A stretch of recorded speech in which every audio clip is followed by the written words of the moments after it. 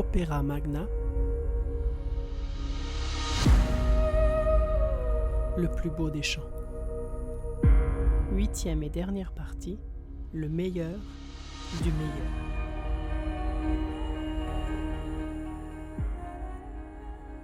Apocalypse, chapitre 19, verset 7.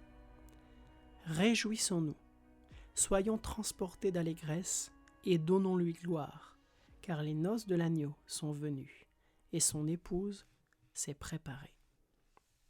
Rabbi Akiva a déclaré « Il n'y a rien de comparable dans le monde entier au jour où le Cantique des Cantiques a été donné à Israël.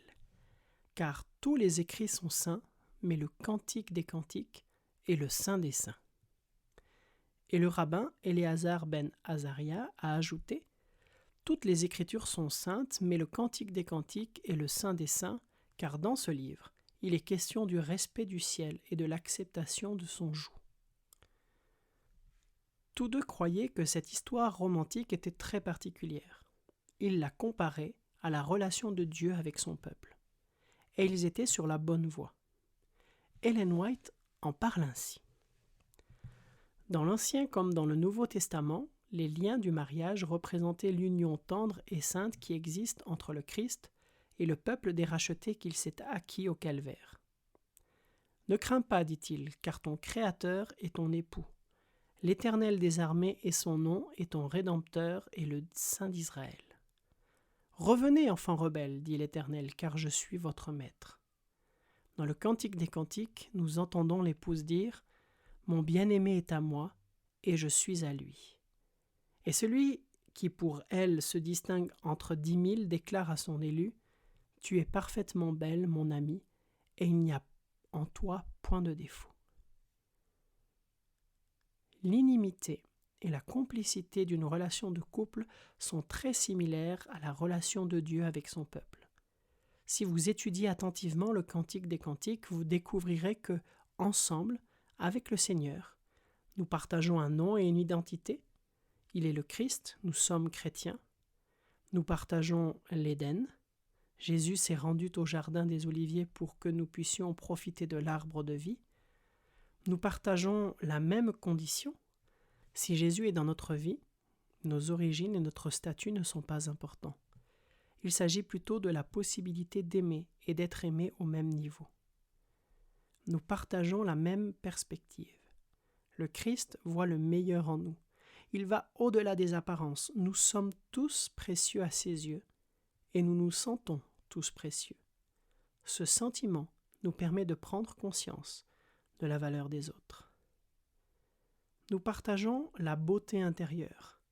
Grâce à Jésus, nous savons apprécier le rire, la gentillesse, l'humour, la gratitude, la générosité, le service, l'authenticité, la cohérence et la transcendance. Même dans le meilleur tableau de Van Gogh, on ne trouve pas ces nombreuses couleurs et textures. Nous partageons le même abandon. Nous apprenons à tout donner à ses côtés, dans le meilleur sens du terme et dans toutes les dimensions de la bonté. Nous partageons la pureté. Avec Jésus dans notre cœur, nous voyons tout de façon plus claire, plus pure, plus brillante et plus élégante. Nous partageons la joie. Nous surmontons notre peur de l'engagement et nous faisons preuve d'un véritable esprit de responsabilité. Et en plus, nous nous amusons. Nous partageons un projet. Avec Jésus, ce qui est temporaire devient éternel. Notre horizon s'étend plus loin que nous ne l'avions jamais imaginé. Et lorsque nous nous y attendons le moins, nous nous regardons et nous constatons que nous sommes patients, gentils, honnêtes, compréhensifs, remplis de foi, pleins d'espoir, forts et même immortels. Ce dernier point se produira à la fin des temps, au début du nouveau commencement. Et enfin, nous partageons des échanges. Jésus aime échanger avec nous lorsque nous lui ouvrons notre porte, l'invitons à entrer et dînons ensemble. Ces conversations nous apprennent le sens des mots et nous permettent de comprendre que la parole fait du bien.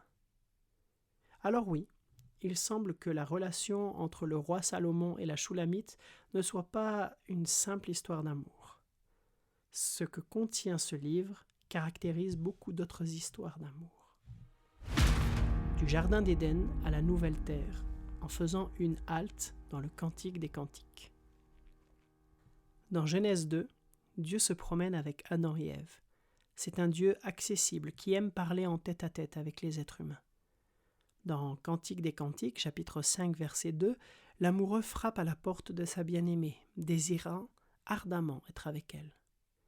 Nous avons donc un nouvel exemple de l'aspiration à rester proche d'autrui.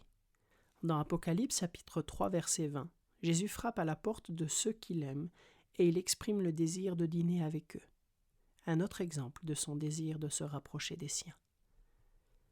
Dans Genèse 2, Adam et Ève profitent du paradis. La nature luxuriante leur parle d'un Dieu d'amour qui a pris soin des moindres détails. Dans le Cantique des Cantiques, on trouve de nombreuses mentions des champs et des animaux qui y vivent. C'est un retour au Jardin d'Éden. Dans Apocalypse 21, la Nouvelle Jérusalem est une ville-jardin, un espace d'une beauté incomparable, où Dieu lui-même habite avec ses proches. Dans Genèse 2, Dieu marie Adam et Ève. Le mariage est une aspiration naturelle, une relation caractérisée par la dualité et la complémentarité. Le texte de Cantique des Cantiques place la cérémonie du mariage au centre du livre, entre les chapitres 3 et 5.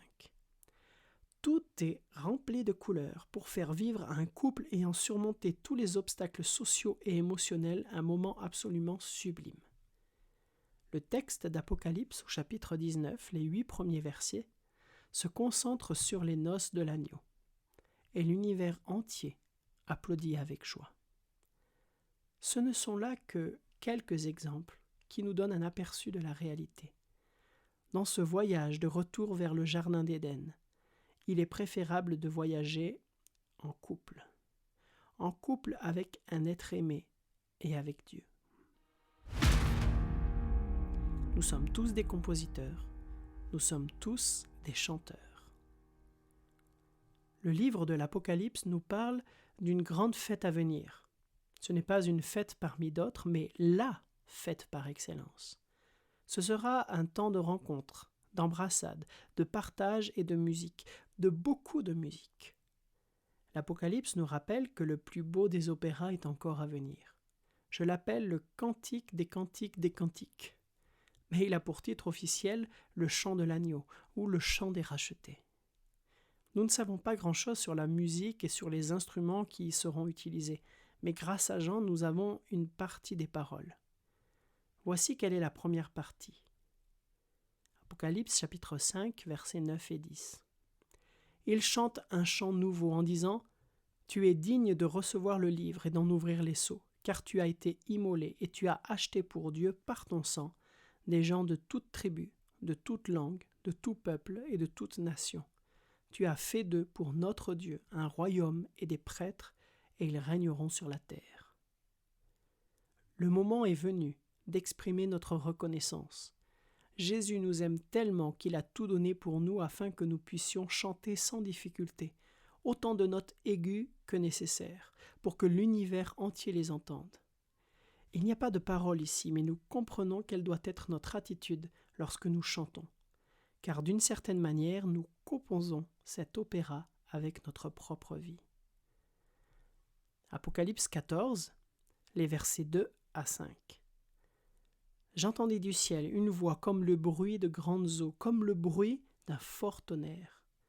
Et le son que j'entendis était comme celui de joueurs de lyre jouant de leurs instruments. Ils chantent comme un chant nouveau devant le trône et devant les 4 êtres vivants et les anciens. Personne ne pouvait apprendre ce chant, sinon les 144 000 qui ont été achetés de la terre. Ce sont ceux qui ne se sont pas souillés avec des femmes. Ils sont vierges, ils suivent l'agneau partout où il va. Ils ont été achetés d'entre les humains comme prémices pour Dieu et pour l'agneau. Et dans leur bouche, il ne s'est pas trouvé de mensonge. Ils sont sans défaut. 4 attitudes. Une attitude de pureté, consistant à s'éloigner de tout ce qui est confus et sombre. Une attitude consistant à suivre Jésus, notre modèle, et à vivre en accord avec son message. une attitude d'authenticité, où il n'y a pas de dissonance, mais seulement la vérité.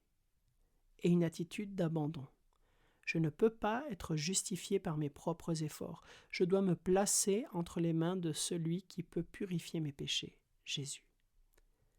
Enfin, une partie de la partition de l'ère de l'agneau se trouve dans Apocalypse, chapitre 15, les versets 3 et 4. Il chante le chant de Moïse, l'esclave de Dieu, et le chant de l'agneau. Tes œuvres sont grandes et étonnantes, Seigneur, Dieu Tout-Puissant. Tes voies sont justes et vraies, Roi des nations. Qui ne craindrait et ne glorifierait ton nom, Seigneur? Toi seul es saint. En effet, toutes les nations viendront et se prosterneront devant toi, parce que ta justice s'est manifestée. Nous avons atteint le point culminant. Tout le monde découvre qui est Dieu. Un Dieu créateur qui répond à nos attentes, un Dieu qui nous aide à faire preuve de maturité dans notre caractère et notre façon d'agir. Un Dieu très saint, un Dieu que nous devons adorer en réponse à son engagement envers nous et à ses fidèles promesses. Que puis-je dire d'autre? Nous sommes invités à accepter l'invitation qui nous est adressée pour assister à la première représentation de cet opéra magna, car il sera absolument extraordinaire. De plus, nous devons en faire partie. Nous sommes encouragés à chanter de tout notre être avec joie et amour. Ainsi, je vous encourage à commencer à répéter dès maintenant. Entraînez-vous pour que vos paroles soient source de vie. Prenez une profonde respiration et invitez en vous l'esprit qui rend toutes choses belles. Mais surtout, apprenez à aimer comme Dieu le veut. J'ai très envie de chanter aux côtés de Salomon et de la Shulamite, et j'espère que vous serez présents aussi. Prière du jour. Seigneur, je désire apprendre à aimer de la façon dont tu veux que j'aime. Aide-moi à avoir une attitude de pureté, à suivre Jésus, à faire preuve d'authenticité et d'abandon dans l'amour. Merci pour l'avenir plein d'espoir que tu nous donnes. Aide-moi à vivre chaque jour selon les principes de ton royaume éternel.